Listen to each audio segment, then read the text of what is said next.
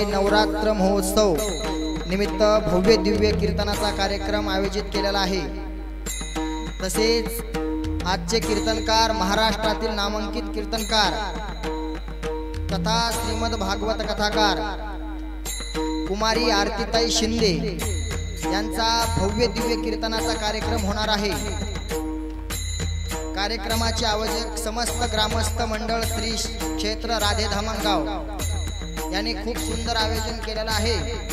तरी या कीर्तनाचा या कार्यक्रमाचा सर्वांनी अवश्य लाभ घ्यावा आणि या कीर्तनाचं थेट प्रक्षेपण आपल्याला कधीही सुंदर सुंदर आणि चांगले चांगले आपल्याला कधीही ऐकायला भेटणारे चिंतन, त्याच्यासाठी तुम्हाला एका चॅनलला करावं लागणारे शेअर लाईक। त्या चॅनलचं नाव आहे नामसंकीर्तन। तुम्हाला जर ऐकायचं असलं सुंदर चिंतन तर शेअर करावं लागेल तुम्हाला चॅनल नामसंकीर्तन।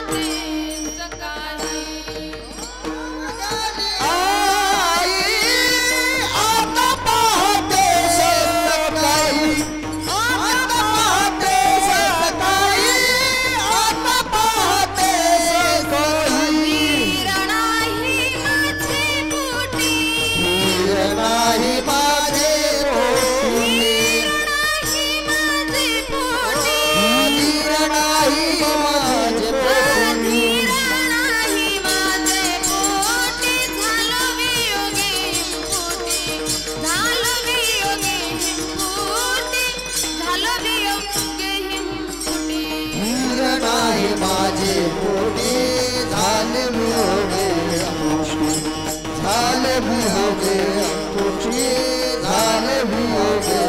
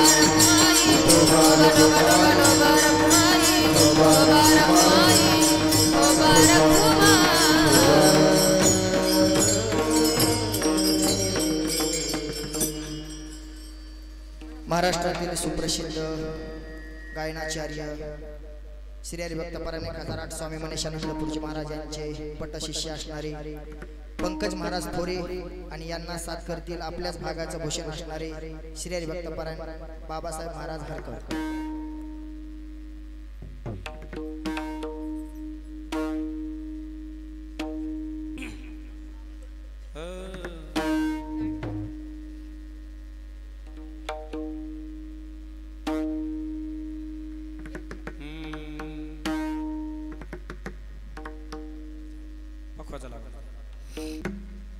धाव घाली आई धाव घाली आई धाव घाली आई धाव घाली आई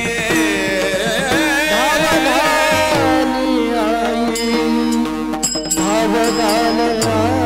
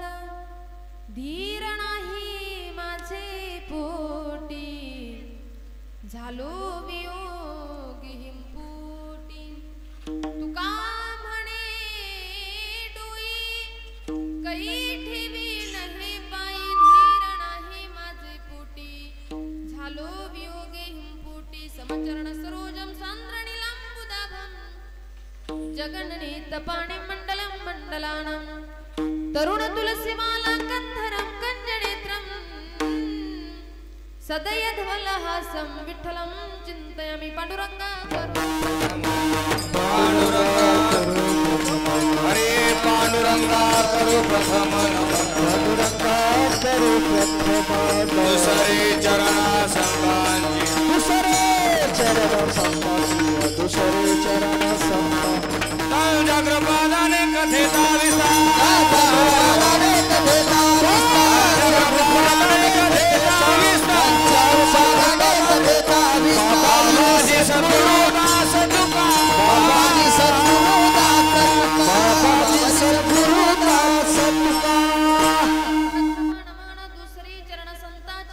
जगप्रपादाने कथेचा बाबाजी सद्गुरुदास तुका कलावज्ञ जीवो धरार्थावतारं कलाकंकते ज्योति कामोदि वक्रम खलानिश्चमादापणोदारदीक्षं समाधिस्तमूर्तिं भजे ज्ञानदेवं ओम नमो ज्ञानेश्वर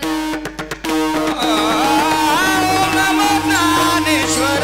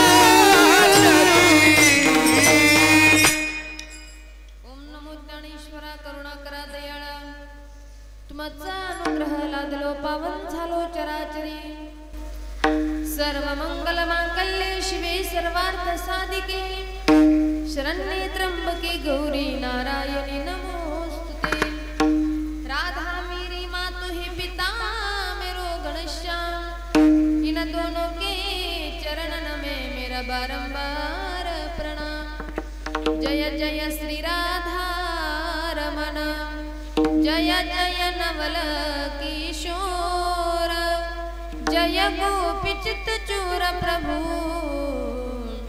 जय जय माखन चोर विठ्ठल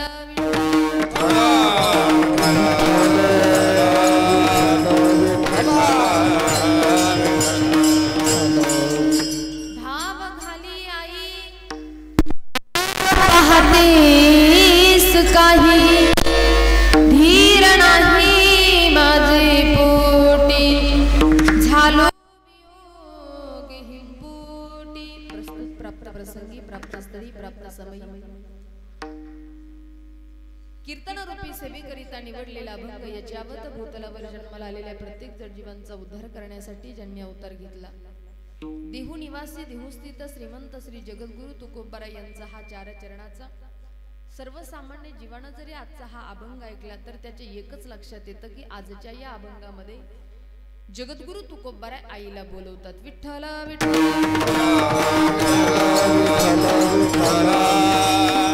सेवेला सुरुवात करण्याच्या पूर्वी अल्पसा परिहार देणं महत्वाचे आज या ठिकाणी भगवंताच्या कृपेने भगवतीच्या कृपेने साधू संतांच्या आशीर्वादानं सालाबाद प्रमाणे याही वर्षी शारदीय नवरात्र उत्सवाच्या निमित्तानं आजची ही कीर्तन पुष्प गुंफण्याची सेवा समस्त ग्रामस्थ मंडळी त्यामध्ये विशेष ज्यांनी मला कॉल केला आमचे आदरणीय राजू भाऊ त्यांचे स्नेही असतील, यांच्या माध्यमातून ही सेवा माझ्याकडे सुपूर्त झाली. त्यांनी तर खरं माऊली महाराजांना सांगितलं होतं. माऊली महाराज म्हणले, ताईचा माझा काय विशेषतः परिचय नाही, बोलल्यानेच परिचय होत असतो, पण त्यांनी सांगितलं माझा ताईचा परिचय नसल्या कारणानं तुम्हीच ताईला फोन करा. त्यांनी केल्यानंतर महाराजांनी पाठिंबा दिला, म्हणजे नंतर कॉल केला की ताई आमच्या गावामध्ये तुमची सेवा आहे. आमच्या राजू भाऊंनी म्हटलं हो, पण भाऊंना मी म्हटलं होतं, भाऊ मला सकाळी नाशिकला काल्याचं कीर्तन आहे, मला एवढा प्रवास ॲडजस्ट होणं थोडंसं कठीणच जाईल, पण सोयरे म्हणून मला त्यांचं ऐकावंच लागलं.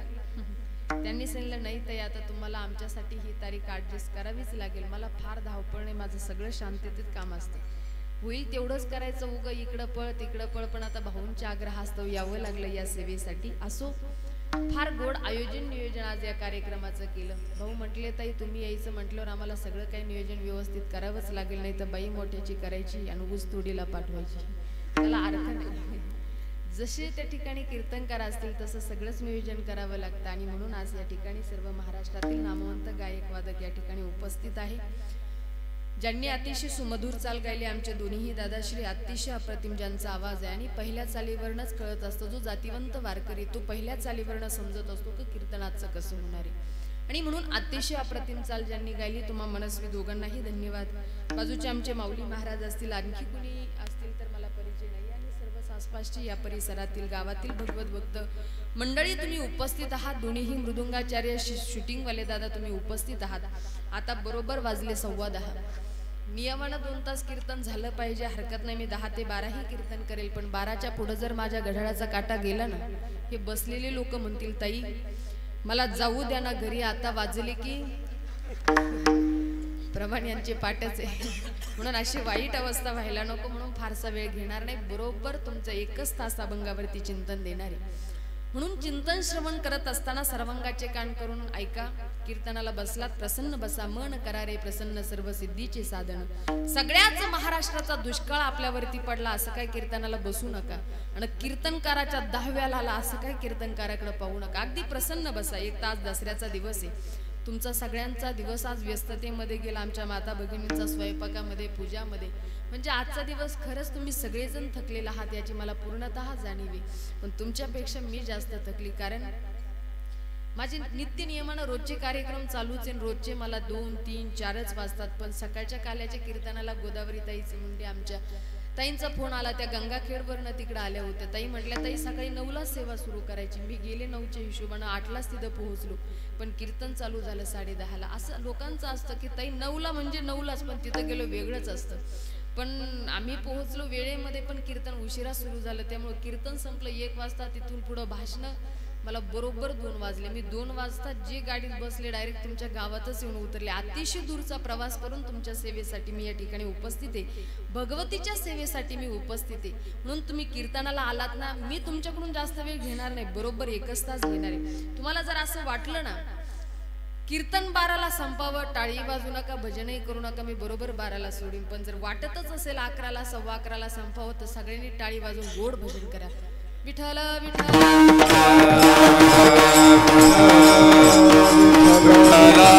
विठ्ठल विठ्ठल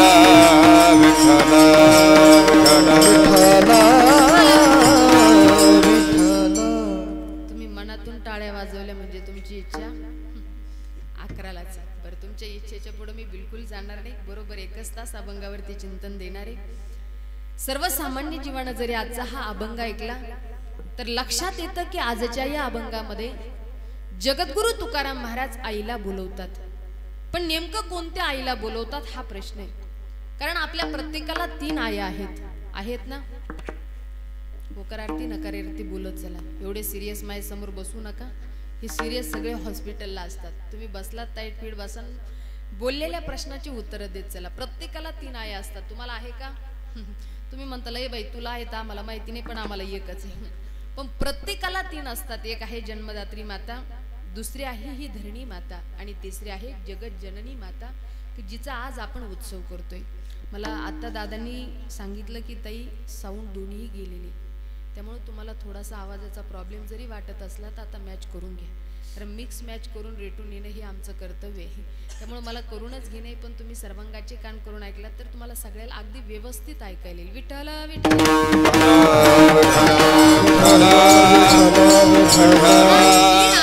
प्रत्येकालाच आहे, परंतु वारकरी सांगतात आम्हा वारकऱ्यांना मात्र एक यष्ट्रा माता आहे आणि जनाबाई त्या आईला बोलवते.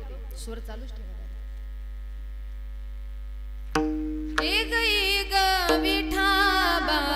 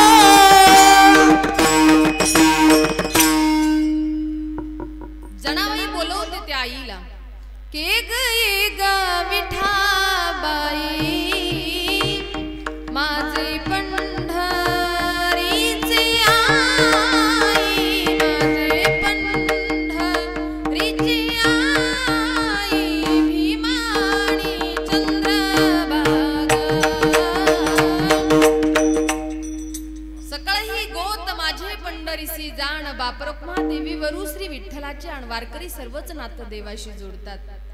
मग काही लोक म्हटले देवीचे भक्त का हो तुम्ही पंढरपूरचे लोक जर तुमच्या पंढरपूरच्या पांडुरंगाला आई म्हणता तर मग तुम्ही आईचा गोंधळ घालता का? वर्षातनं घालावा लागतो. तुम्ही घालता का? ग्रामस्थ मंडळी घालावाच लागतो. पंढरपुरातले मंडळी म्हटले हो आम्ही आमच्या आईचा गोंधळ घालतो, पण आमच्या आईच्या गोंधळासाठी नुसते महाराष्ट्रातून नाही तर महाराष्ट्राच्या बाहेरूनही लोक येतात. पण कधी की आषाढी कार्तिकी तुझ्या गोंधळासाठी आषाढी कार्तिकी तुझ्या गोंधळासाठी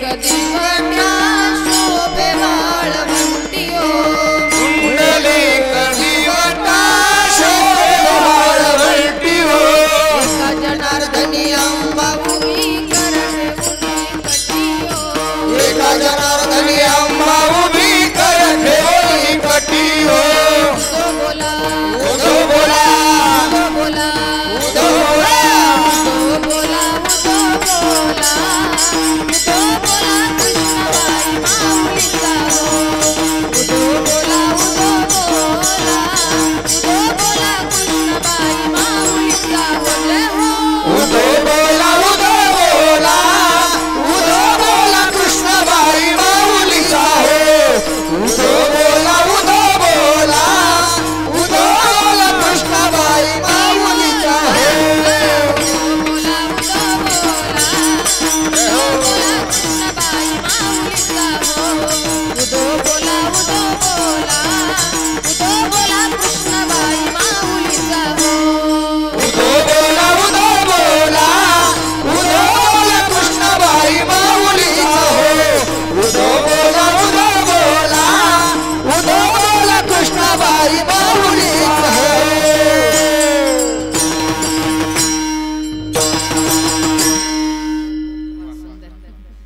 उदो बोला उदो बोला उदो बोला कृष्णबाई माऊलीचा हो.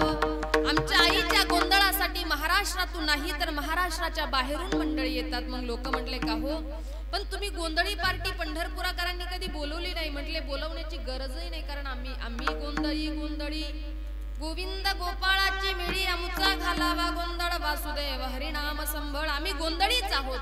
मग का हो तुम्ही गोंधळाला काही कापा कापी? वारकरी म्हटले आम्हाला कापा कापी करायची गरजच नाही. आणि माणूस प्राण्याला न शोभणारी गोष्ट महाराज लोक मुक्या जीवाची हत्या करतात. विनंती करेल मी तुम्हाला, तुमच्या भागाकडे मांसाहार कमी प्रमाणात करत असेल तर आनंदच आहे, पण आमच्याकडे खूप जास्त प्रमाणात मांसाहार केला जातो. आजकाल पेढे बर्फीच्या दुकानामध्ये एवढी गर्दी नाही, एवढी गर्दी आज आपल्याला मांस विक्रीच्या दुकानामध्ये पाहायला मिळते. अहिंसा परमो धर्म, शास्त्रानं आम्हाला सांगितलं मुक्या जीवाची हत्या करू नका, त्यांचं रक्षण करा, त्यांचा सांभाळ करा. पण आजकाल आम्ही आमच्या स्वादासाठी चवीसाठी त्यांची हत्या करतो.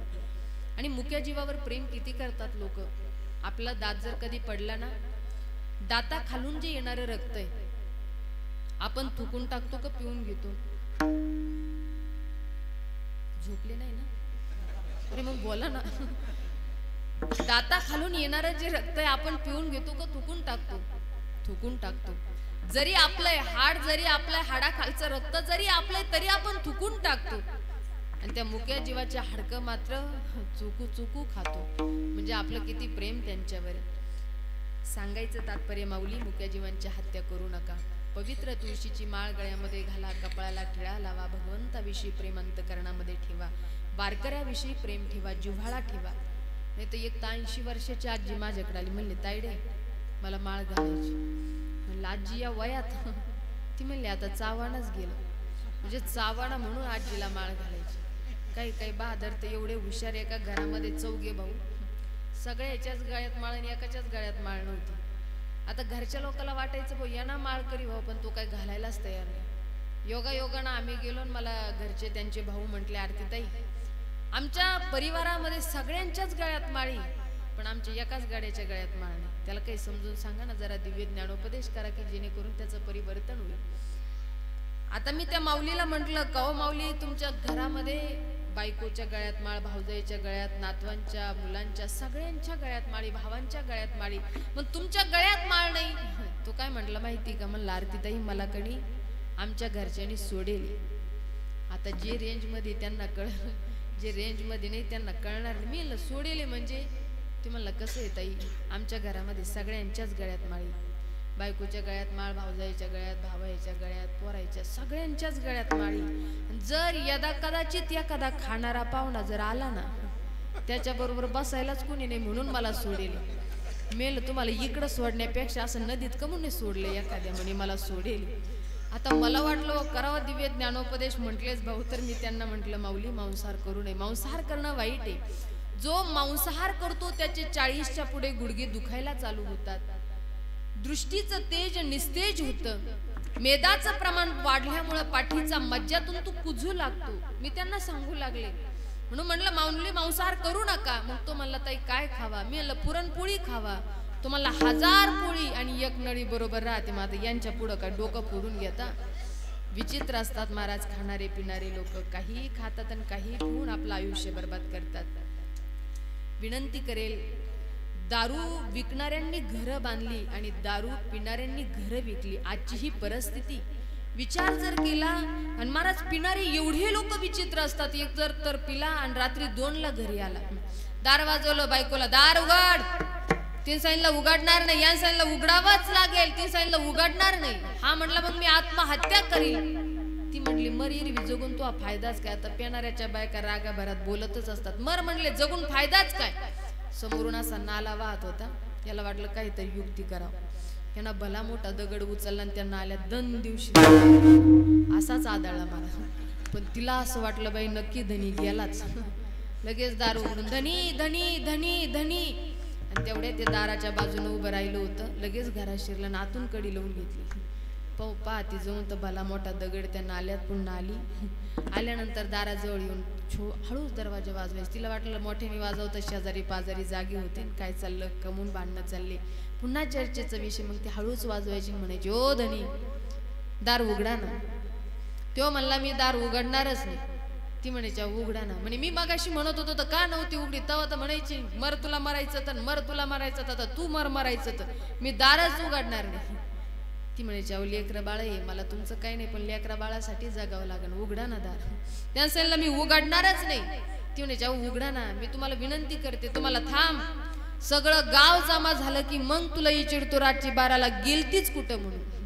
एवढे विचित्र आहे महाराज हे पिणारे लोक. म्हणून काही खाऊन पिऊन आयुष्य बर्बाद करण्यापेक्षा करायचंच असेल व्यसन जरूर करा. पण काय सकाळी पिताय, संध्याकाळी उतरून जाते ती दारू. तुम्ही पिताय कशा करिता? प्यायचंय ना, जरूर प्या. पण काय जाम पर जाम पीने से क्या फायदा, सुबह पी जाओगे तो शाम को उतर जाएगी, लेकिन हरिनाम का अमृत प्याला पितो देख तेरी जिंदगी सुधर जाएगी।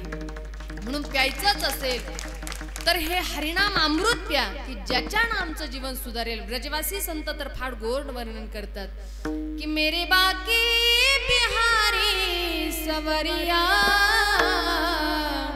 तेरा जलवा कहाँ पे नहीं है, मेरे बाकी बिहारी सवरिया तेरा जलवा कहाँ पे नहीं, मेरे बाके बिहारी सावरिया तेरा जलवा कहाँ पे, मेरे बाके बिहारी सावरिया तेरा जलवा कहाँ पे। लोग पीते हैं पी पी के गिरते, हम पीते भी गिरते नहीं है। ब्रजवासी संत हर गोड भाव प्रगट करतात, लक्ष देऊन ऐका। लोग पीते हैं पी पी के गिरते, हम पीते भी गिरते नहीं है, क्योंकि हम पीते हैं सत्संग का प्याला, तेरा जलवा कहाँ पे नहीं है, मेरे बाकी बिहारी सावरिया तेरा जलवा कहाँ पे नहीं, मेरे बाके बिहारी सावरिया तेरा जलवा कहाँ पे नहीं रे, मेरे बाके बिहारी सावरिया तेरा जलवा कहाँ पे नहीं।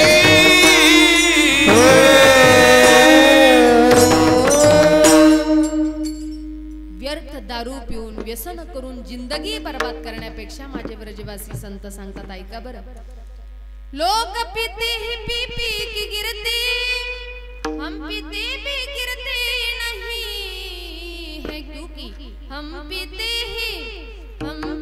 हैं सत्संग का प्याला, तेरा जलवा कहाँ पे नहीं है। म्हणून आमचे वारकरी सांगतात आम्हा पंढरपुरांना कापा कापी करण्याची गरजच नाही, आम्ही कापतोय पण काय विकारांना कापतोय, काम क्रोध बकरा कापा, कापायचंच असेल तर विकारांना कापा पण मुक्या जीवाची हत्या मात्र करू नका। ठीक आहे महाराज, आम्हाला कळालं, तुम्ही आईला बोलवता म्हणताना पण नेमकं कोणत्या आईला बोलवता? महाराज सांगतात मी माझ्या जन्मदात्री आईला बोलवत नाही, लक्ष देऊन ऐका।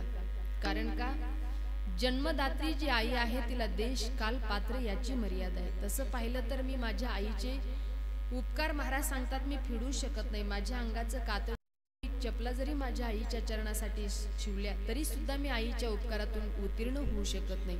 आणि माता माऊल्यांनो, आई ही जात जर ईश्वरानं कशासाठी निर्माण केली असेल तर प्रेम देण्यासाठी, आई निर्मिली, आई देवाचे रूप। आई हे व्यक्तिमत्व असं असतं, लेकराच्या लाथा खातील, लेकराच्या शिव्या खातील, पण तरी सुद्धा लेकराला आशीर्वादच देतील। ही जात जर कोणाची असेल तर ह्या माय माऊलींची। इथं अनेक माता भगिनी उपस्थित, आई मी सगळ्यांना प्रश्न करते, अगदी प्रामाणिकपणाने उत्तर द्या। खरं सांगा, आतापर्यंत आपण आपल्या लेकराच्या लाथा खाल्ल्या का नाही खाल्ल्या? जागे आहेत ना तुम्ही? काही म्हणतील बाई आम्ही नाही खाल्ल्या, आमची लेकरं सांभाळतात व्यवस्थित, पण इथं ज्या बसल्यात ना अशी एकही माऊली नाही की जिनं कधी लेकराची लात खाल्ली नाही। सांगते मी तुम्हाला कधी खातात।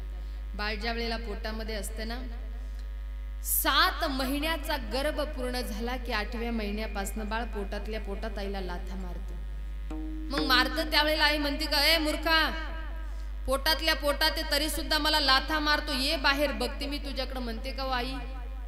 कुठलीच माऊली म्हणत नाही, कारण तिचं लेकरावरती तितकं प्रेम असतं। किती प्रेम असतं सांगते मी, ऐका। एक मृदुंगाचार्य महाराज रोज वनामध्ये जाऊन मृदुंग वाजवायचे। त्यांचा मृदुंग ऐकला की एक छोटस बकरू तिथे येऊन बसायचं। महाराजांनी विचारलं, का रे मी हा मृदुंग वाजायला बसलो कीच तू या ठिकाणी येऊन बसतो. तुला माझ्या हातातला गोडवा आवडतो, लग्गे आवडतात का मुखडे आवडतात? बकरानं सांगितलं, बाबा मला लग्ग्या, मुखडे, गोडवा काही मला काही सुद्धा कळत नाही. अरे मग येतो याचं कारण बाबा, जो मृदुंग तुम्ही वाजवताय ना, त्या मृदुंगाचं शाईपान आणि धूमपान माझ्या आईच्या कातड्यापासून बनलो. आणि तुम्ही थाप टाकली की मला असं वाटतं माझी आईच मला बोलवते. ऐसी कळवळ्याची जाती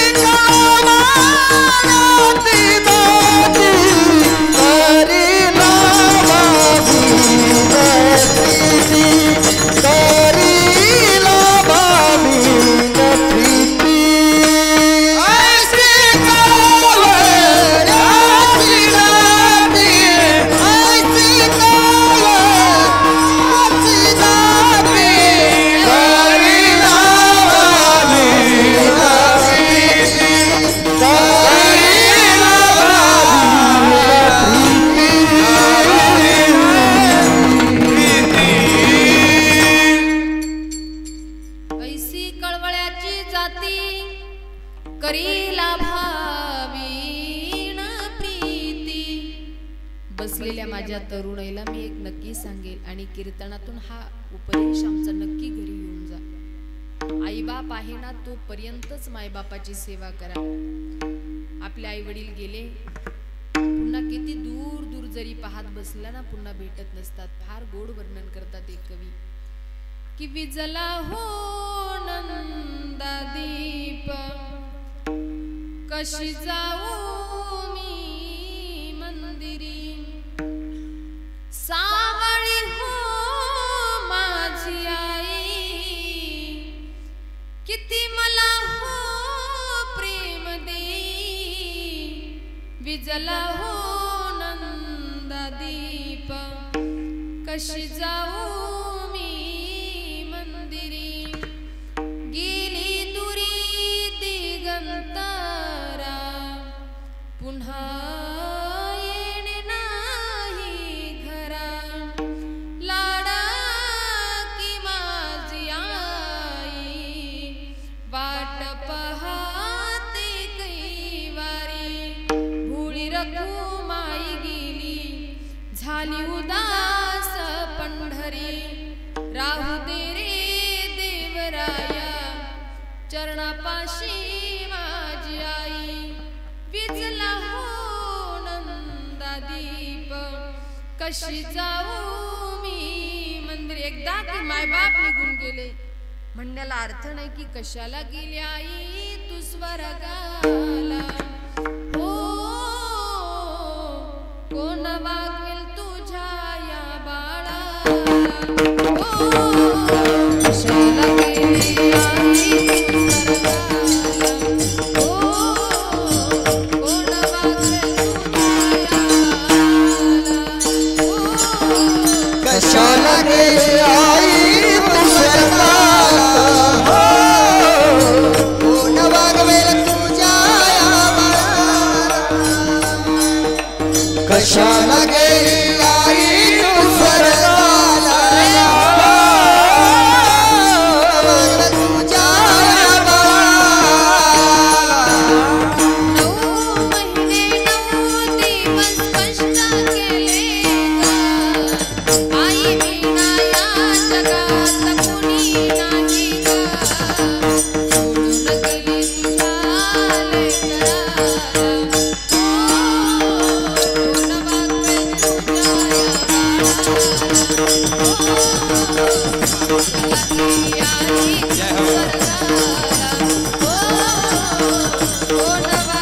तुझ्या या बाळाला.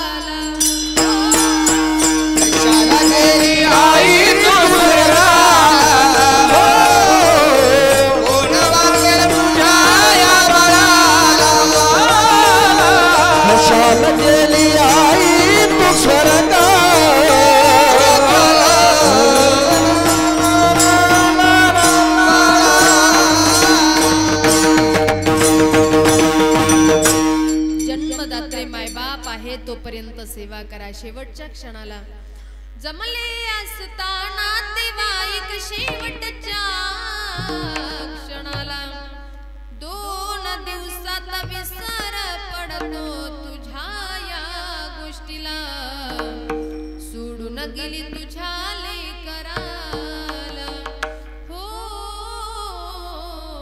कोण वागवेल तुझ्या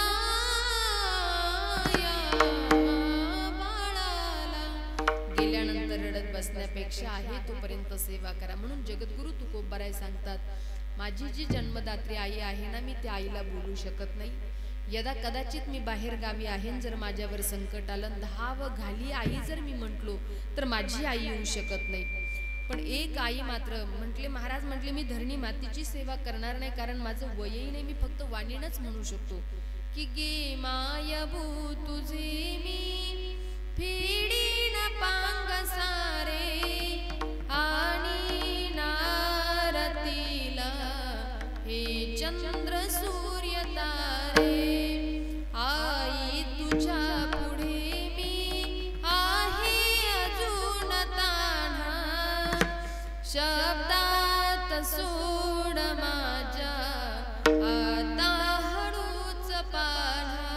पण महाराज सांगतात, जन्मदात्री नाही, धरणी नाही, तर मी आईला बोलवतो. कोणत्या? अगदी अंतकरणातून भगवत भक्तीची उत्कंठा महाराजांच्या अंतकरणामध्ये आहे आणि प्रेमान आईला आवाज देतात. अभंगाचं प्रथम चरण. धाव घाली आई, धाव घाली आई, धाव घाली आई, धाव घाली आई,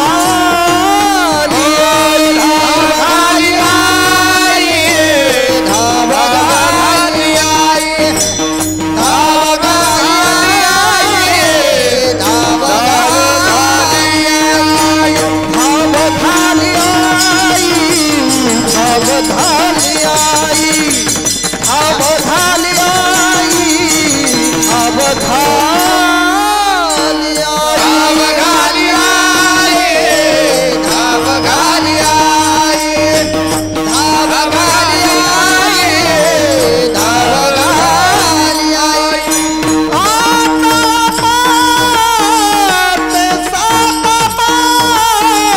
ते सकाळी धीर नाही माझे पोटी, धीर नाही माझे पोटी.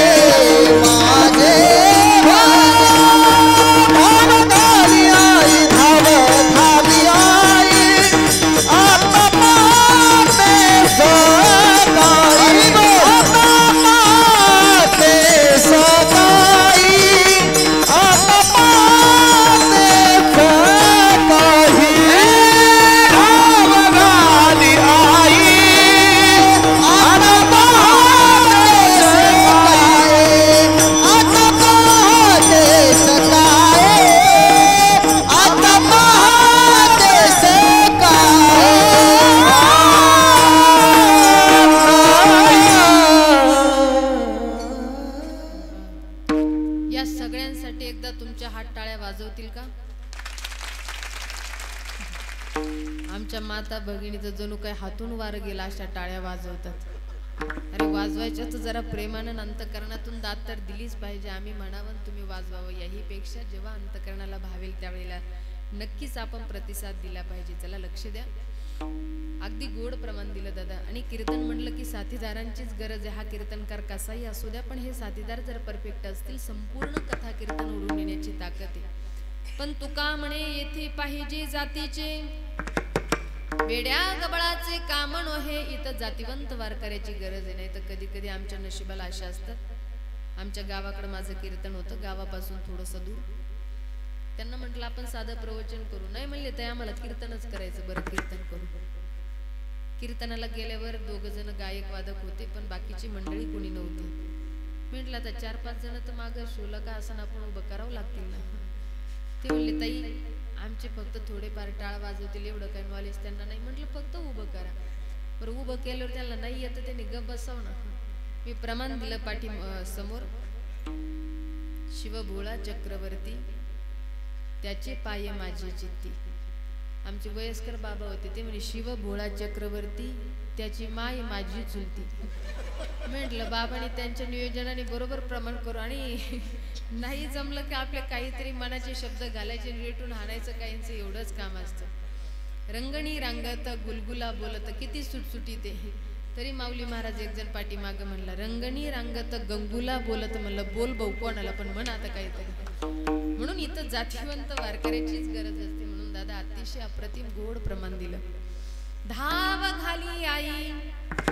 महाराज म्हटले जर तुम्ही अंतःकरणापासून आईला बोलवलं तर आई नक्कीच येते आणि भगवतीला यावंच लागतं. महाराज ऐका बरं, भगवतीचं सुद्धा प्रागट्य झालं. याचं कारण तुमच्या आमच्या रक्षणासाठीच भगवती आली.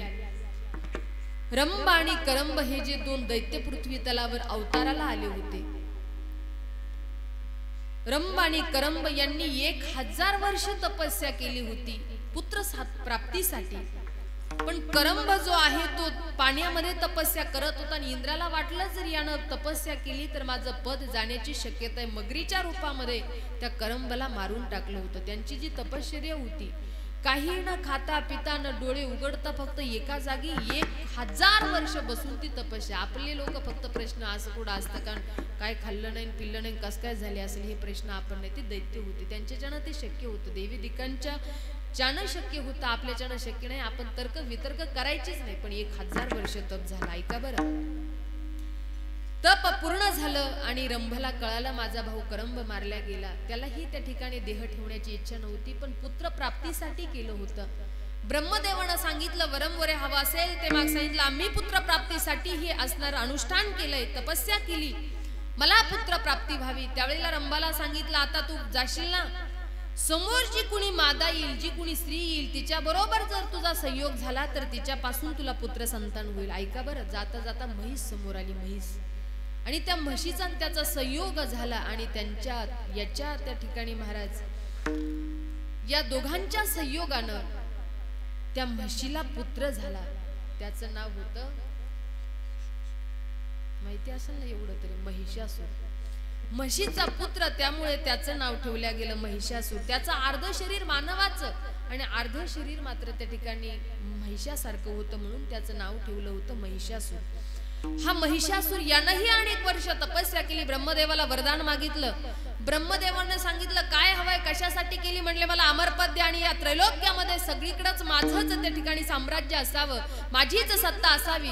ब्रह्मदेवानं सांगितलं हरकत नाही. आधी तर त्या ठिकाणी महाराज वरदान मागितलं होतं की माझा मृत्यू कुणाच्या हातून होऊ नये.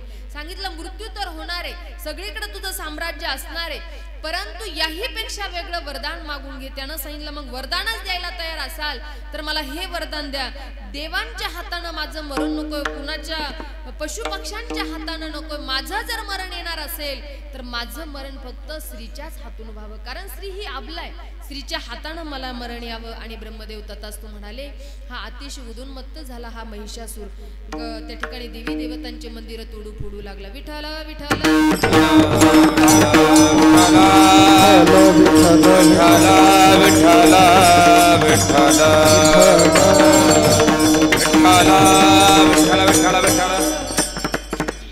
एक तर तुम्ही गाडी पाहून घ्या नाही तर मग कीर्तन आपण 2 मिनिटं थांबू. झाली बघू बघायची अजून मग इकडे लक्ष द्या. तो महिषासूर जो होता तो अतिशय महाप्रतापी अतिशय बलशाली होता आणि महाराज सगळ्या देवादिकांना त्रास देतोय ब्राह्मणांना त्रास देतोय गोमातेला त्रास देतोय. याचा त्रास सगळ्यांना होऊ लागला. पृथ्वीला सुद्धा आता भार सहन होईना. उत्सरूपी पृथ्वी ब्रह्मापाशी जाय नेत्री वाहे तोय सांगत असो सांगू लागली बुडविला धर्म धर्म झाला भार सोसविना भार मज आता. मला आता हा भार सहन होत नाही आणि म्हणून ब्रह्मदेवानं त्या ठिकाणी महाराज भगवान विष्णू भगवान शिवजी त्या ठिकाणी सगळे एकत्रित आले. सात्विक राजस तामस या त्रिशक्ती प्रगट झाल्या आणि या तिघींमधून या तीनही शक्तीचं रूपांतर प्रत्यक्ष एकबीज निर्माण झालं आणि त्या बीजातून भगवतीचं प्रागट्य झालं. अनादि निर्गुण प्रगटली भवा प्रगटली भावा महिषासुर मर्दना लागो महिषासुर मर्दना लागो तापाची करावया झाडली तापाची करावया झाडली भक्ता लागी तू पावसी निर्वाणी आईचा जोग वाजो आईचा जोग वाजो मागे आईचा जोग वाजो मागे आईचा जोग वाजो मागे.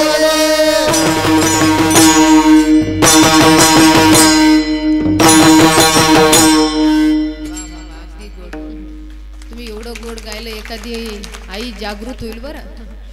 अनादि निर्गुण प्रगटली भवानी मोह महिषासुर मर्दनाला गोनी त्रिविध तापाची करावया झाडणी भक्ता लागी तू पावसी निर्वाणी आईचा जोगवा मागेण.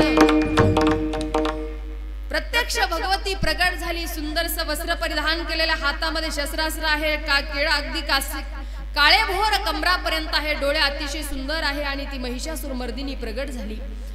हिमालयाच्या एका निवांत स्थानावरती जाऊन बसलेली. याचे असणारे दैत्य महिषासुर त्याचे अनेक सेवक होते आणि फिरत फिरत ज्या वेळेला आले त्या झाडा झुडपामध्ये पाहिलं महाराज भगवतीचं रूप. वा वा वा अतिशय लावण्यवती ही स्त्री आहे आणि पाहिलं हिच्यासाठी या त्रैलोक्यामध्ये कोणीही लग्न करण्यासाठी योग्य वर नाहीये. समोर गेले त्या ठिकाणी विचारलं कोण आहात आपण. तिनं सांगितलं मी भगवती. अहो तुम्हाला जर लग्न करायचे असेल तर या त्रैलोक्यामध्ये महिषासुर नावाचा एक आमचा स्वामी आहे त्यांच्याबरोबर तुम्ही लग्न करा. भगवतीने सांगितलं लग्न वगैरे करणार नाही पण जर माझ्या बरोबर युद्ध कुणी करणार असेल तर युद्ध मात्र मी करेल आणि मगच त्याच्याबरोबर मी लग्न करेल. जर विजयी झाला तर लग्न करेल. महाराज ते मधु आणि कैटभ म्हणले अरे त्याच्याबरोबर युद्ध करण्यापेक्षा युद्ध आमच्या बरोबर कर आणि मग त्याच्याबरोबर लग्न कर. म्हणले हरकत नाही. दोघांबरोबर युद्ध झालं. भगवतीनं मधु आणि कैटभ मारून टाकले. 9 दिवस 9 राक्षस भगवतीनं मारले. मधु कैटभ चंडमुंड तिनं चंडमुंड मारण्यासाठी चामुंडा रूप धारण केलं. अनेक त्या ठिकाणी रक्तबीज मारले. अशी 9 दिवस 9 दैत्य मारल्यानंतर प्रत्यक्ष महाराज स्वतः महिषासुर आला तो आजच्या या दिवशी विजयादशमीच्या दिवशी आणि भगवतीनं त्याच्यावरती विजय मिळवला म्हणून ही विजयादशमी आपण तेव्हापासून साजरी करतो. भगवान श्री प्रभू रामचंद्र देखील रावणाचं त्या ठिकाणी समाचार घेण्यासाठी आजच्या दिवशी गेले. आजच्या दिवशी जिंकल्या गेले आणि म्हणून तर ही विजयादशमी आपण एवढ्या आनंदाने साजरा करतो. महिषासुर आला महाराज स्वतः आणि ललकारलं भगवतीला. अगं त्या ठिकाणी आतापर्यंत जे आले ते माझे सेवक होते पण आता स्वामी आलाय. गुण्या गोविंदानं मला शरण यात माझ्या बरोबर लग्न करण्यासाठी तयार हो. भगवतीनं सांगितलं कोण आहेस तू. या त्रैलोक्यामध्ये ज्याची सत्ता आहे ना तो मी महिषासुर. भगवतीनं सांगितलं असला तू महिषासुर पण जर माझ्या बरोबर युद्ध करायला अरे तू शक्तिहीन तुझ्याकडे कशाची शक्ती तू स्त्री आहे. मी तुझ्या बरोबर युद्ध करायला तयार आहे. भगवतीनं सांगितलं मीही युद्ध करायला तयार आहे आणि दोघांचं युद्ध प्रारंभ झालं. काही केल्या महाराज असं वाटत होतं महिषासुराला की ही देवी मला त्या ठिकाणी देवी समोर मी विजयी होईल पण भगवतीने एवढं महाभयंकर युद्ध त्याच्या बरोबर केलं. अशक्तिहीन समजणारा महिषासुर पण त्या ठिकाणी महाराज भगवतीनं त्याचा उद्धार केला. त्याचं वध केलं. शिर वेगळं आणि धड वेगळं केलं. शिर वेगळं आणि धड वेगळं भगवतीनं केलं आणि म्हणून ही असणारी महिषासुर ज्या वेळेला देवी देवतांनी पुकारलं की धाव घाली आई धाव घाली आई. प्रत्यक्ष भगवती प्रगट झाली आणि त्या ठिकाणी महाराज सर्व देवतांचं रक्षण माझ्या जगदंबेनं भगवतीनं केलं. म्हणून लोक आजकाल स्त्रीला कमजोर समजतात पण एक खरं सांगू का पुरुषांनो तुमच्याही पेक्षा आमच्या माता भगिनी खूप शक्तिशाली असतात. शिवाची जर वेलांटी काढली तर खाली काय राहतं. अहो तुम्ही बोला ना. काही काही माणसं अशी असतात ना महाराज ते हसतही नाही. बोलतही नाही, डोलतही नाही, ते गेले का तेही कळत नाही. एका गावात मी कीर्तनाला गेले आणि एक वयस्कर बाबाच माझ्या पुढे बसले आणि ते सुरुवातीपासूनच बसले. बरं बसले, विनोद चालू झाला तर हसणा, एखादा रडायचा दृष्टांत चालू झाला, कुठलाच भाव नाही. पुढी येली गौरी तैसे दिसे तोंडावरी. मला मनातूनच राग आला. मी म्हटलं शेजारच्या बाबाला, म्हणलं बाबा खुणवाऊ त्यांना हाई का गेली. ती मला डोळे उघडून म्हणते हायत मी अजून. हाय तर म्हणलं काहीतरी बोला ना, काहीतरी रडायचा दृष्टांत झाला, डोळ्यात पाणी येऊ द्या, नाही तर नाही रडू येत, तर काहीतरी विनोद झाला तर हसा तरी.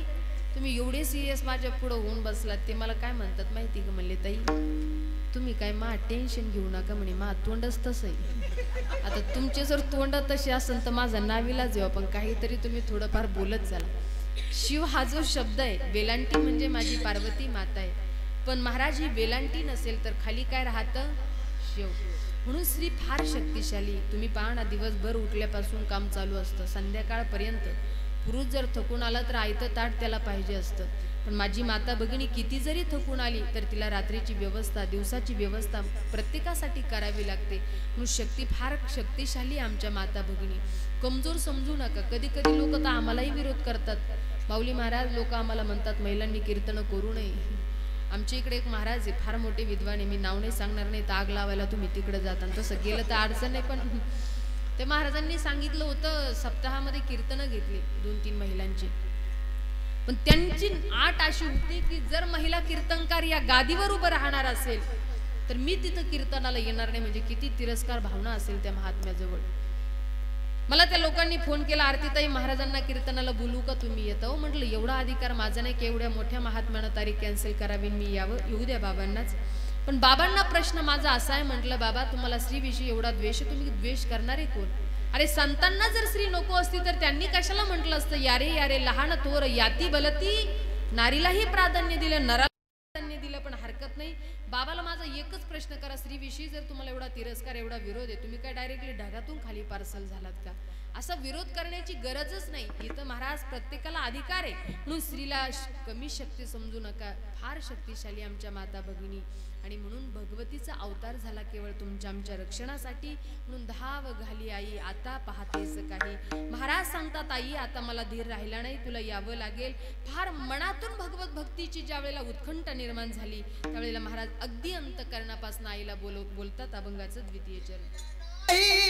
माझे पोटी धीर नाही, माझे पोटी धीर नाही, माझे पोटी धीर नाही, माझे पोटी धीर नाही, माझे पोटी धीर नाही, माझे पोटी धीर नाही, माझे पोटी धीर नाही,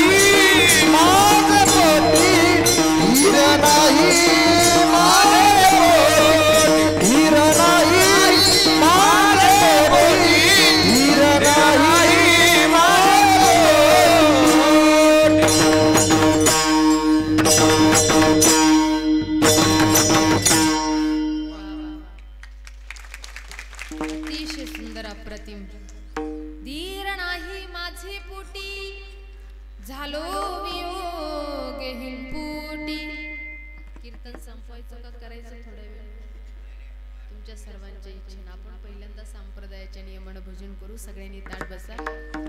पवित्र अशा दोन हाताने टाळी 2 मिनिटं राधा राणीचं भजन करू. नंतर संप्रदायाच्या नियमानं भजन करू. सगळ्यांनी टाळी आणि गोड माझ्या पाठीमागे सगळ्यांनी भजन करा. राधे राधे हो राधे राधे राधे राधे हो राधे राधे राधे राधे वो राधे राधे राधे राधे हो राधे राधे राधे राधे हो राधे राधे राधे राधे बोलो राधे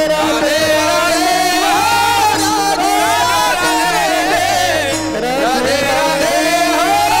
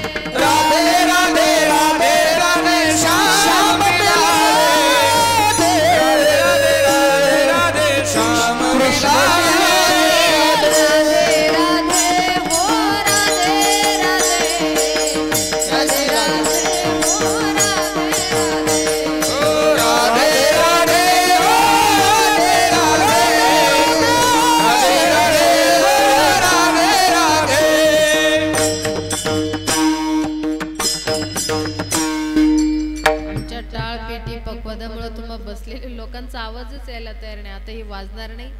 समस्त बसलेल्या भाविकांना भजन करायचे. सगळ्यात प्रथम मी माझं झालं की सगळे पुरुष, पुरुषांचं झालं की सगळ्या महिला. न लाजलज्जा बाळगता म्हणू तर कसाच म्हणून कशीच म्हणून आवाजच नाही व्यवस्थित आला तर शेजारची काय म्हणेल ही भावना नको. जमेल तितकं प्रेमानं श्रद्धेनं माझ्या समोर राधा राणी आणि मी राधा राणीचं गोड भजन करते एवढाच भावांतकरणामध्ये धारण करून प्रत्येकानं टाळी आणि सगळ्यांनी भजन करा. राधे राधे हो राधे राधे राधे राधे हो राधे राधे. टाळ्या वाजवा माता भगिनी तुम्ही देखील. क्या बात है. वाह वाह. हाँ राधे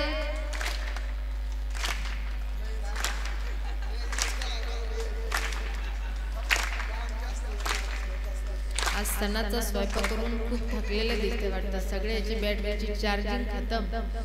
असं करू नका. चार्जिंग असल्यासारखं भजन टाका. प्रेम करा, भजन करा, प्रेम टाका. फार गोड भजन होईल. जो भजन करणार नाही त्याला त्याच्या शेजाऱ्याची शपथ. माता भगिनी तुमच्यात देखील. त्यामुळे शेजाऱ्यावर जर प्रेम असेल तर करा आणि अगदी श्रद्धेने सगळ्यांनी टाळी सगळ्यांनी गोड भजन करा.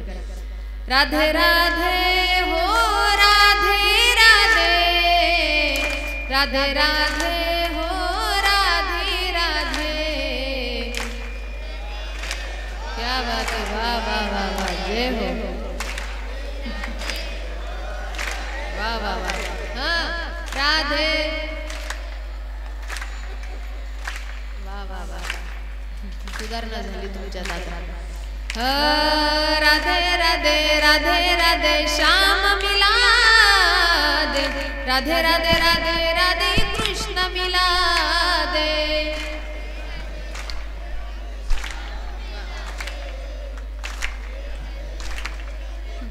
क्या बात है. वाह वाह. राधे राधे.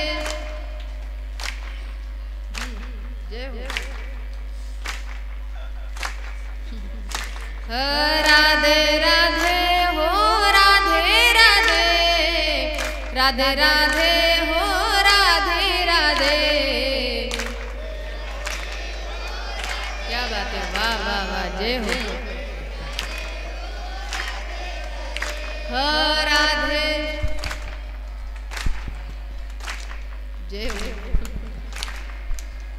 हाँ पकवा जी. हम भी बोलो राधे राधे. तुम भी बोलो राधे राधे.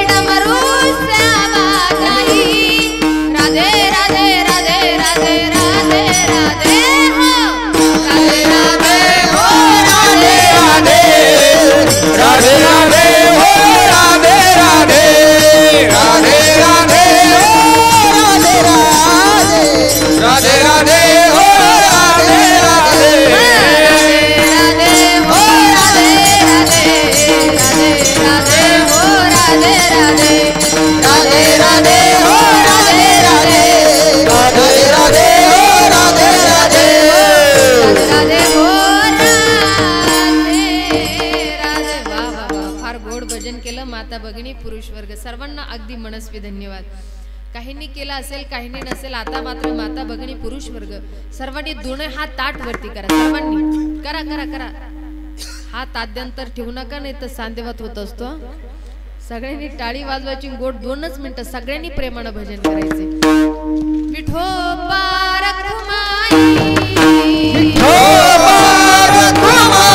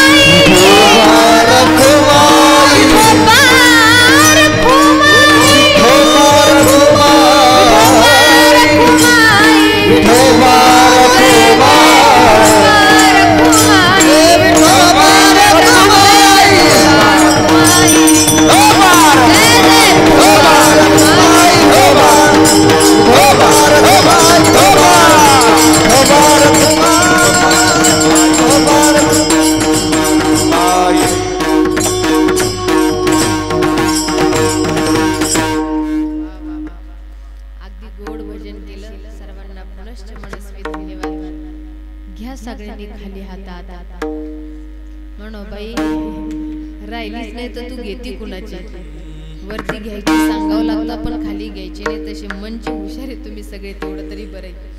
अगदी गोड भजन केलं, सर्वांना धन्यवाद. धाव घाली आई आता पाहतेस काही, आई धीर नाही माझे पोटी, झालो वियोगी हिमपुटी, आता प्रगट होऊन प्रसन्न होऊन. आम्हाला जर वाटत असेल ना आईनं आमच्यासाठीही यावं, भक्ती करत असताना आपुला तो एक देव करुणी घ्यावा, आमच्यासाठी भगवतीनं यावं, भगवंतानं यावं, तर आपली भक्ती तितकी श्रेष्ठ असणं महत्वाचे. गोपिकांनी केलं ना देवावर प्रेम. तुम्ही माता भगिनी खरं भजन करण्यासाठी कंजूषपणा केला. आमच्या पुरुषांनी एवढं, मला वाटलं होतं महिला कीर्तनकार म्हणलं आवाज आमचाच असेल, पण तसं झालं नाही. आमची ज्या वेळेला भागवत कथा असते ना, सुरुवातीला गेल्यानंतर लोकांची मनं, काही काही गावं अशी असतात की तिथं माता भगिनी फारशा पुढं नसतात, त्यामुळे ते इतक्या लाजतात. त्या म्हणतात नाही ताई आमच्याकडं माता म्हणजे महिला कधी पुढे येत नाही, असं नाही तसं नाही. पण महाराज एवढं काही परिवर्तन होतं 7 दिवसामध्ये की आम्हालाच म्हणावं लागतं आता खाली बसा. एवढं त्या अगदी मग्न होऊन तल्लीन होऊन नृत्य करतात. पण असो, ज्याचा त्याच्या भक्तीचा प्रश्न असतो. लक्ष द्या, आईनं आमच्यासाठी यावं असं जर वाटत असेल तर आमची भक्ती अंतःकरणातून असणं महत्वाचे. आणि एकाच देवावर कुठलंही असो श्रद्धेनं प्रेम करा. जसं गोपिकांनी प्रेम केलं, त्यांचं प्रेम होतं. ते म्हणतात की लाख दुखो की एक दवाई, हो हे मेरे कृष्ण कन्हाई. कृष्ण कृष्ण बोलो, कृष्ण कृष्ण बोलो, कृष्ण कृष्ण बोलो कृष्ण, कृष्ण कृष्ण बोलो, कृष्ण कृष्ण बोलो, कृष्ण कृष्ण बोलो कृष्ण. कृष्ण ही तन है, कृष्ण ही मन है, कृष्ण ही हम सबके जीवन है. कृष्ण राम है, कृष्ण श्याम है, कृष्ण ही मेरे चारों धाम है. कृष्ण ही मेरे चारों धाम है. दूर करो मेरी कठिनाई, ओ हे मेरे कृष्ण कन्हाई. कृष्ण कृष्ण बोलो, कृष्ण कृष्ण बोलो, कृष्ण कृष्ण बोलो कृष्ण. गोपिकांचं जीवन आहे, म्हणून आम्हाला वाटतंय ना आईनं यावं, तर आम्ही तितकी श्रद्धेनं प्रेमानं भक्ती करणं गरजेचं आहे. लोक म्हणतील ताई परमार्थ भक्ती करायला हरकत नाही, याच्या आधी कधी केला नाही आणि आतापासून जर करायचा म्हणल्यानंतर लोक काय म्हणतील, करून करून भागला आणि देवपूजेला लागला. तुम्हाला एक खरं सांगू का राजूभाऊ, या समाजामधली एक वास्तविकता आहे. तुम्ही समाजात कसंही वावरा, लोक नावच ठेवत असतात. एखादी माय माऊली जर कथा कीर्तनाला चापून चोपून निघाली ना, बाकीच्या बायका म्हणतात बघ कशी शायलिंग मारती. आणि ती बाई जर कशी चालायला लागली तर बायका म्हणतात या भवानीला तर रस्त्याने चालायची अक्कल नाही. आता त्या बायकांचं ऐकून त्या बाईनं रस्त्यावरच यायचं नाही का? जो जास्त वेळ पूजा करतो त्याला पसारा म्हणतात आणि नाहीच करत त्याला आळशी म्हणतात. असं कोण म्हणतात? लोक म्हणतात. एखाद्याच्या घरी जा, घरबुड्या म्हणतात आणि नाही केलं तर गर्विष्ठ म्हणतात. असं कोण म्हणतात? लोक म्हणतात. एखाद्याला मुलं झाली सातत्यपोर म्हणतात आणि नाहीच झालं तर नपुसक म्हणतात. असं कोण म्हणतात? लोक म्हणतात. म्हणजे कसंही वावरा. आता वारकऱ्याच्या घराण्यामध्ये जन्मलेल्या पोरांना माळी असतात. लोकांना जर कळालं, लोक लगेच जीव मारला. घेणं देणं काही वारकऱ्याचे पोरं काही करू. बरं नाही घातली बारकेपणी, तरुणपणी घातल्यानंतर लोक म्हणतात खायचे पियचे दिवस आले आणि याला अवदासा सुटली. बरं नाही घातली तरुणपणी, मला सांगा म्हातारपणी माळ घातल्यानंतर गावकरी आपल्याला भारत भूषण देऊन गौरव पुरस्कार करणार आहे का? बाबा करणार आहे का? अजिबात नाही. म्हातारपणी माळ घातल्यानंतर लोक म्हणते गॅरंटीच होती बा आपल्याला. रामभाऊच्या तोंडात 32 होती तवर नाही बुद्धी सुचली आणि आता दातड पडले चावायला येणं म्हणूनच घातले. म्हणजे कसंही वावरा, लोक नावच ठेवणार. बरं जाऊ द्या, तुमच्यासारख्यांना लोक नावं ठेवतात आम्हाला मान्य, पण आमचं तरी कौतुक करावं ना. आमच्या समोर पार आम्हाला तुपात गुळतील. पण एकदा का आमच्या गाड्या पुढे गेल्या मग पाठीमागं लोकांची चर्चा असते. काय रिकाम टेकडेत, काम धंदे नाही म्हणून हे गाव ते गाव करत बोंबलत फिरतात. नाहीतरी महाराज लोक म्हणजे देवाला सोडलेले. आता आम्हाला काम धंदे नाही का? अभ्यास नाही का? हो किंवा नाही म्हणून एवढे काय टेन्शन घेऊन बसला, सगळं काही व्याप आहे तरी बाजूला होऊन परमार्थ करतो. म्हणजे आम्हालाही नावं ठेवणारे आहेच ना. पण संत सांगतात झाले गेले पाहू नका, त्याला जामीन आहे तुका, पण आता तरी पुढे हाची उपदेश, आता तरी पुढे हाची उपदेश, आता तरी पुढे हाची उपदेश, आता तरी पुढे हाची उपदेश. नका करुणाशा आयुष्याचा, नका करुणाशा आयुष्याचा, सकळांच्या पाया माझे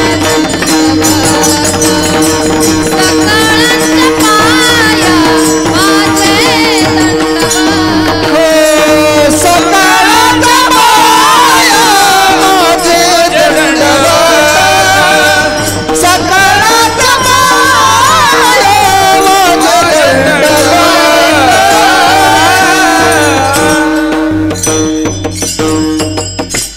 महाराज सांगतात नाही केला याच्या आधी हरकत नाही, पण इथून पुढे तर आता तरी पुढे हाची उपदेश.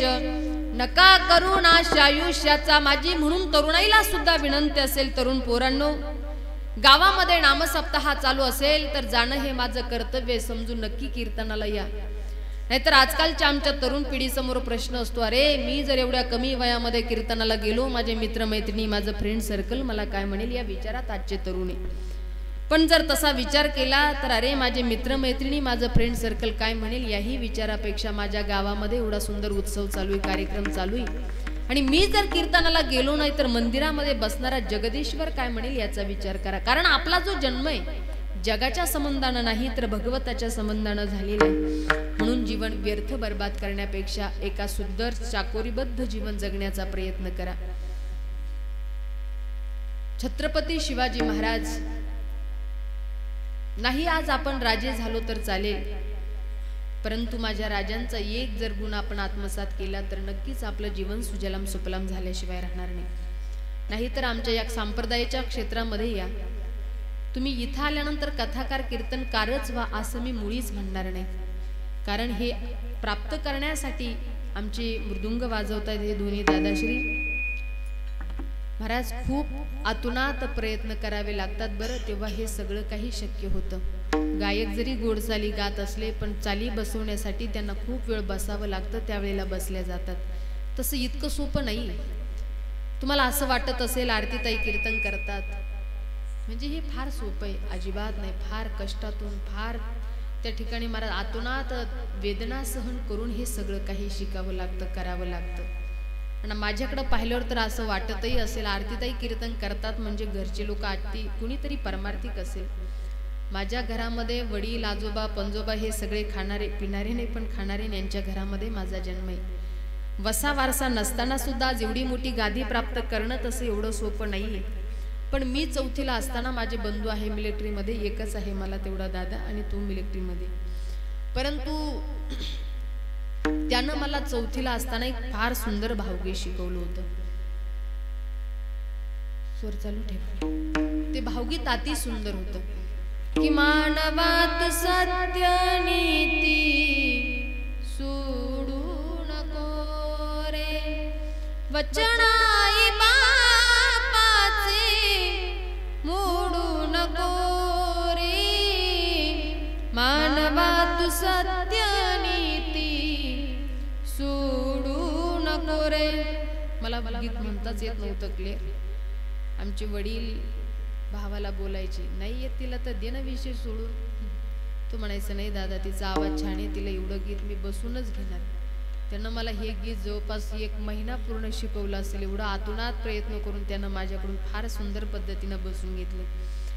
26 जानेवारीला मी ज्या वेळेला हे भावगीत माझ्या शाळेमध्ये गायलं, अतिशय माझं मी कौतुक नाही करत पण फार सुंदर भावगीत होतं. शाळेतले शिक्षक दुसऱ्या दिवशी आमच्या वडिलांना सांगत होते, परिस्थिती फार गरिबीची होती आणि शाळेचा पाया खुंदण्यासाठीच आमचे वडील येत होते. शाळेतले शिक्षक म्हणले, दादा तुमची कुणीतरी शिंदेची मुलगी होती ना, तिनं फारच सुंदर भावगीत गायलं. वडील म्हणले, सर मुलगी माझी होती. दादा तुमच्या मुलीचा आवाज जर एवढा गोड आहे, तुम्ही वारकरी शिक्षण संस्थेत टाका ना, प्रगती करेल तुमची मुलगी. त्यावेळेला माझ्या भावानं, माझ्या आईनं फार प्रयासानं मला संस्थेत टाकलं. त्यावेळेला मला संस्थेची फी होती 2000 रुपये. बायकांना रोज होता 20 रुपये, 25 रुपये, पुरुषांना होता 30-35 रुपये. त्या पिरियडमध्ये मला 2000 रुपये भरणं सुद्धा अशक्य होतं परिवाराला, घरच्या लोकांना. पण 2000 रुपये आमच्या घरचे 100-200 करूनच माझी संस्थेची फी पूर्ण करायची. संस्थेमध्ये मला 4 महिने पूर्ण झाले. महाराजांनी सांगितलं, पोरांनो हरिपाठ पाठ झाला का तुमचा? आता माझ्या घरामध्ये वसा वारसा काहीच नव्हतं, त्यामुळे हरिपाठ काय, भजन काय, कीर्तन काय मला बिलकुल त्याचं ज्ञानच नव्हतं. म्हटलं महाराज माझा काय हरिपाठ पाठ झाला नाही, पण ऐकून ऐकून थोडंफार मागं पुढं जमतं हो म्हणलं. महाराज म्हणले, असं नाही, तुमच्या गावात जर तुम्ही गेले आणि तुम्हाला जर साधा हरिपाठ आला नाही तर गावातले लोक म्हणतील महाराज नुसते पैसेच घेतात, लेकरांना शिकवत नाही. तुम्हाला हरिपाठ पाठ करावा लागेल. 1 महिना मी तुम्हाला चान्स देतो, पण तो पाठच झाला नाही. आणि मग नंतर महाराजांनी कडक नियम लागू केले, ज्यांचा ज्यांचा हरिपाठ पाठ झाला नाही त्यांनी आता उभं राहून पाठ करायचं. तुम्हाला खोटं वाटेल, त्यावेळेला रात्रीच्या 2-2, 3-3 वाजेपर्यंत उभं राहून मी एकटीच होते. माझ्याबरोबर आणखी 10-12 विद्यार्थी होतो. आम्ही असे 10-15 मुलं असे बाजूबाजूला दूर उभं राहायचो आणि आश्रमाच्या पुढं असाच परिसर होता. अशा परिसरामध्ये आम्ही उभं राहून तो हरिपाठ पाठ केला. सुरुवातीला तो भयंकर त्रास पाहिला ना, मला वाटलं छे काय असतं हे कथाकार कीर्तनकार होऊन. पण आज संप्रदायाचा अनुभव जवळपास 14 ते 15 वर्ष झाले. कुठली गोष्ट मी तुम्हाला दाव्यानं सांगू शकेल अथवा न शकेल, पण एक गोष्ट मात्र मी दाव्यानं सांगू शकते, अरे माझ्या वारकरी संप्रदायामध्ये जो मान आहे, जो सन्मान आहे, जी इज्जत आहे, आज 80 वर्षाचा करोडपती माणूस असू द्या, तो आमच्या चरणाला स्पर्श करतो. माझी ताकद नाही तर ही माझ्या संप्रदायाची ताकद आहे. आणि म्हणून तर माझ्या तरुणाईला सांगते, इतरत्र मार्गाला भटकण्यापेक्षा या संप्रदायाच्या महामार्गावर या, नक्कीच जीवन सुजलाम सुफलाम झाल्याशिवाय राहणार नाही. आणि नाही सांप्रदायिक जमलं तर किमान माझ्या राजांचा एक गुण आत्मसात करून जीवन जगत राहा, जीवन चालवत राहा, नक्कीच आपलं जीवन सुजलम सुफलम होईल. राजांचा जर विचार केला, अरे काय चरित्र आहे माझ्या राजांचं, की दुश्मनाचा सुद्धा माझ्या राजांवरती विश्वास होता. ज्यावेळेला शाहिस्ती खानची बोटं कापल्या गेली आणि राज्य आणि मावळे पसार झाले होते, त्यावेळेला पत्नी बाकीचे सेवक धावत पळत आले आणि शाहिस्ती खानच्या हातातून रक्त वाहतय, डोळ्यातून पाणी वाहतय.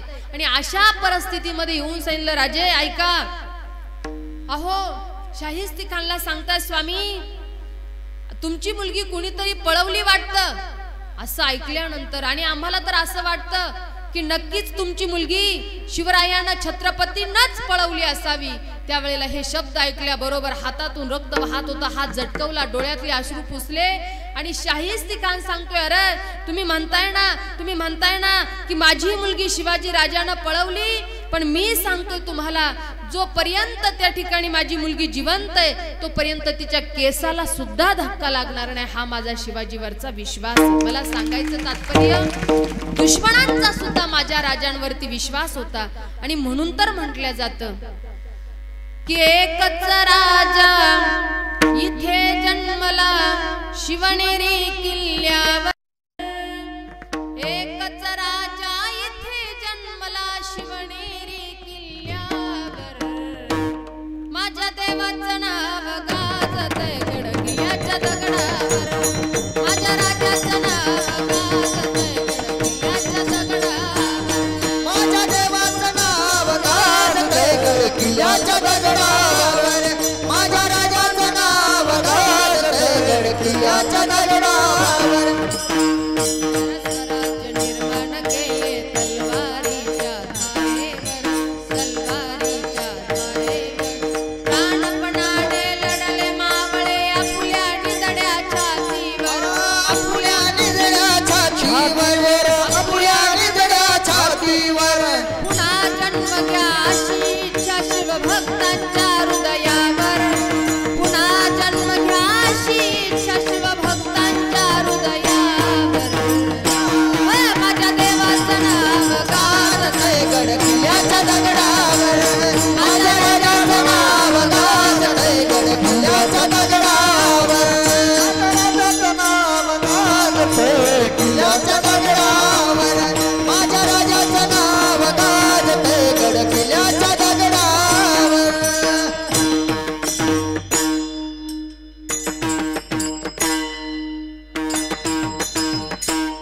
एकदा प्रेमानं सगळ्यांना जय घोष करायचंय. छत्रपती शिवाजी महाराज की धर्मवीर संभाजी महाराज की अंबा माता की विठ्ठल विठ्ठल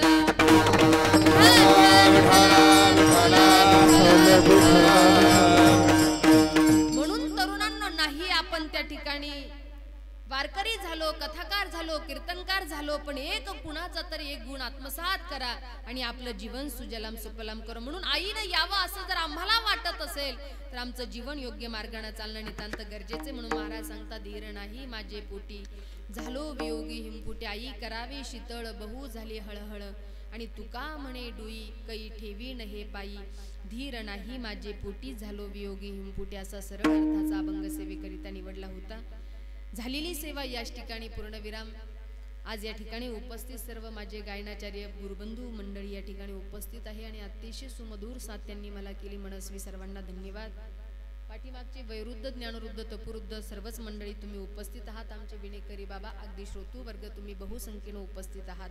आजचा एवढा महत्त्वाचा पवित्र दिवस आहे आणि या पवित्र दिवशी आपण एवढं गोड नियोजन केलं. खऱ्या अर्थानं आमचे गोरे भाऊंच्या माध्यमातून आज या सेवेला यावं लागलं.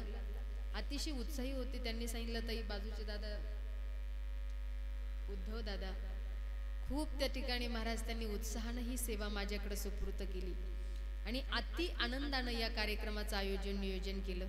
मला वाटलं नव्हतं इथं आल्यानंतर एवढं गोड नियोजन असेल, पण प्रवासाचा माझा शिणभाग गेला. एवढं गोड नियोजन तुम्ही मंडळींनी केले. ज्यांनी या कार्यक्रमाचं नियोजन केलं, एकदा जोरदार टाळ्या वाजून सर्वांचा अशीच भगवतीची सेवा तुम्हा मंडळाकडून घडो मी ईश्वर चरणी प्रार्थना करते. दोन्ही मृदुंगाचार्य अतिशय अप्रतिम ज्यांनी मृदुंग वाजवला नाही तर आम्हाला मृदुंगाचार्य भेटले की ते दोनच बोल, द्या खाना खपाना दे खाना, त्यांना तो येतो. पण त्याच्याही पेक्षा अतिशय सुंदर सेवा तुम्ही दिली, त्याबद्दल तुम्हालाही धन्यवाद. आमचे बालगोपाळ मंडळी तुम्हालाही द्यावे तेवढे धन्यवाद. कारण सगळे शांत बसतील पण लेकरं शांत बसणं एवढं सोपं नाही. यांच्यात एक तर माकडाचे गुण असतात आणि ते एवढे शांत बसणं खरंच सोपं नाही. भयंकर विचित्र लेकर. एका पोरानं बापाला प्रश्न केला, 3 वर्ष झालं एकाच वर्गात मुक्काम. बाप म्हणला, आता जनाची नाही पण मनाची तर वाटू दे. 4थ्या वर्षी रिझल्ट घेऊन आल्यानंतर बापाला म्हणतो, पप्पा या वर्षी जर तुमचा बाळ्या 95% मार्कानं जर पास झालाच तर काय वाटेल तुम्हाला?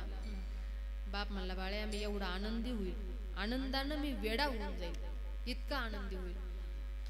त्यानं रिझल्ट पुढं केला. म्हटला, पप्पा तुम्ही जर वेडे झाले तर मला आणि माझ्या मम्मीला सांभाळायचंच कोण? यासाठी मी नापास झालो. भयंकर चॅप्टर की हुशार की या लेकरांमध्ये असते. हे लेकरं इथं शांत बसणं तसं एवढंही सोपं नाहीये. पण माझ्या बालगोपाळ मंडळींनी सुद्धा अगदी श्रद्धेनं बसून सेवा श्रवण केली. त्यांनाही मनस्वी धन्यवाद. या नारदाच्या गादीवर माझ्या प्रभूनं मला जशी बुद्धी दिली तसं मी बोलण्याचा प्रयत्न केला. बरोबर असेल श्री गुरूंचा प्रसाद, जे काही चुकलं असेल बालबुद्धीचे दोष, या गादीवर बोलणं तसं एवढंही सोपं नाही. इथं चांगले चांगल्याचे पाय विठ्ठल विठ्ठल म्हणत असतात. नाही तर एका गावी मी कीर्तनाला गेले.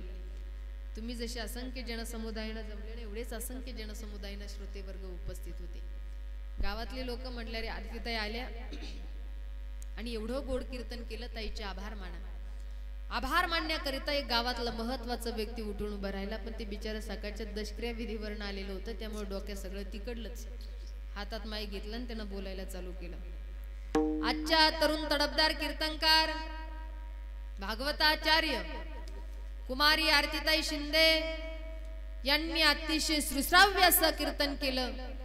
आम्हा समस्त भाविकांना मंत्रमुग्ध केलं. त्याबद्दल आरतीताईंना समस्त ग्रामस्थ मंडळाच्या वतीनं भावपूर्ण श्रद्धांजली अर्पण करण्यात येत आहे. ओ म्हणलं, काका मी जिवंत राहू, मला मारता कशासाठी? म्हणून इथं बोलणं तसं एवढं सोपं नाही, पण तो कृपा करेल तसा वक्ता बोलत असतो. म्हणून त्यानं बुद्धी दिली तसं बोलण्याचा प्रयत्न केला. उपस्थित आमचे माऊली महाराज असतील, बाबा महाराज, पंकजी महाराज या ठिकाणी उपस्थित आहे आणि अतिशय सुंदर साथ केली. पुनश्च एकदा सर्वांना धन्यवाद. 2च मिनिटं आपण अंबा मातेचं भजन करू आणि सेवेला याच ठिकाणी पूर्णविराम देऊ.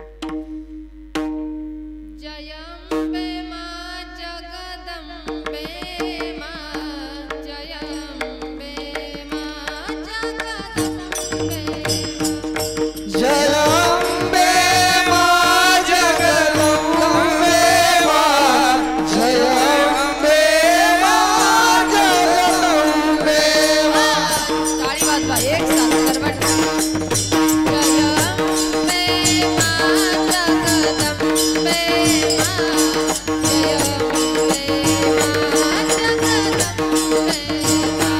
जय अंबे मा जगदंबे मा, जय अंबे मा जगदंबे मा. जय अंबे मा जगदंबे मा, जय अंबे मा जगदंबे मा,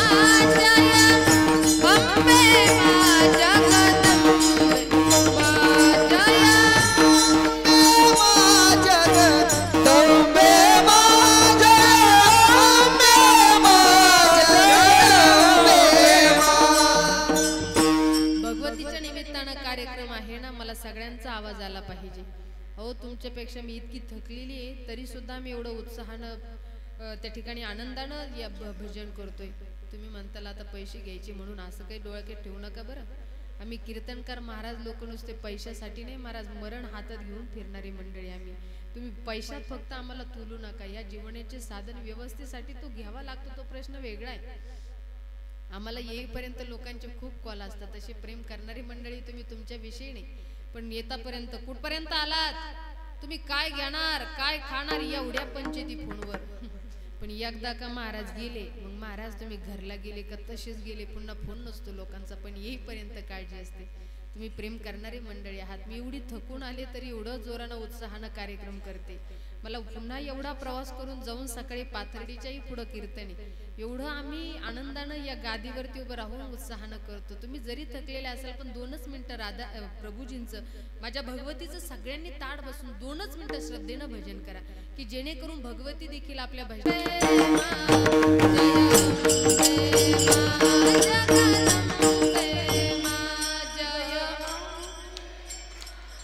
क्या बात है, वाह वाह वाह, जय हो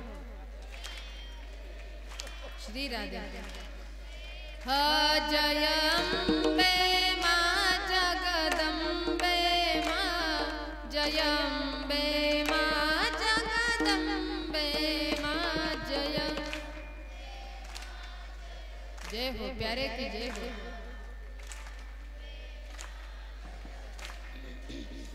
जयंबे मा जगदंबे मा जयंबे मा जगदंबे टाळी वाजवा सर्व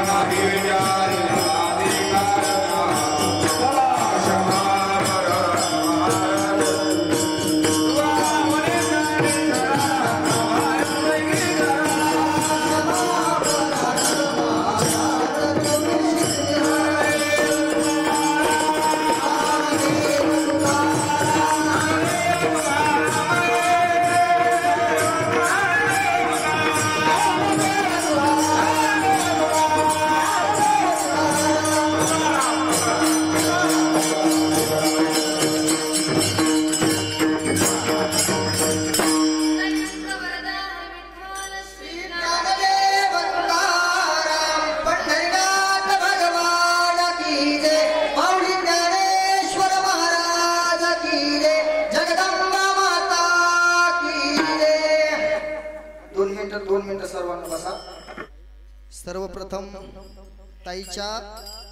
ताईनं एवढं सुंदर कीर्तन केलेलं आहे त्याबद्दल सर्व गावातील मंडळींना एकदा जोरदार ताईसाठी टाळ्या. कारण ताई तुम्ही प्रवासानं गेलतात थकून पण तुम्ही उशीर झाला तुम्हाला उशीर झाला म्हणून अशी लोक माझ्याकडे बघू लागले येणार आहेत का नाही मला नाही आल्या तर मी फेटा बांधतो पण तुम्ही ताण घेऊ नका. पण ज्या वेळेस तुमची गाडी दिसल्याच्या नंतर सगळ्याच्या जीवात जीव आला.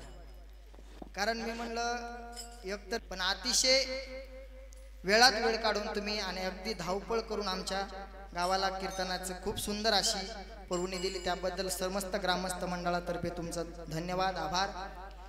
आणि विशेषतः आज कीर्तनामध्ये एवढं सुंदर चिंतन झालं देवाचं आणि शूटिंग पण काढली कोणी देवानं. आणि सगळ्यात महत्त्वाचं म्हणजे कीर्तनामध्ये फक्त झालं चिंतन आणि शूटिंग साठी सुद्धा चॅनल आले आपल्याकडे नामसंकीर्तन.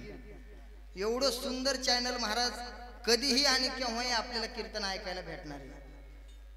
कधी मोबाईल घेतला की एकच चिंतन ऐकावं वाटलं तुम्हाला चिंतन मोबाईल मध्ये ऐकायला भेटलं की फक्त देवा भाऊचं नाव टाकायचं नामसंकीर्तन चॅनल हे खरंच जगात भारीच आहे. कित्येक चॅनल असतील कित्येक चॅनल आले कित्येक चॅनल गेले पण शेवटपर्यंत टिकन असं वाटतं मला नामसंकीर्तनच. कारण प्रत्येक महाराज कीर्तनामध्ये सांगतो सर्वात श्रेष्ठ काय जे असेल तर नामसंकीर्तन. म्हणून देवा भाऊ तुम्हाला स्वामीजीनंच नाव सुचून दिलेलं ह्या चॅनलचं. नक्कीच एक ना एक दिवस महाराष्ट्रामध्ये एकच चॅनल गाजन ते म्हणजे नामसंकीर्तन रामकृष्ण. म्हणून पण त्याच्या चरणी समर्पित करून ताईचे हे आभार. आणि असंच माझ्या गावातल्या लोकांना चांगली बुद्धी सुचवून असंच आमच्या गावामध्ये कार्यक्रम हो हीच भगवंता चरणी प्रार्थना करून सेवा समाप्त झाली असं जाहीर करतो.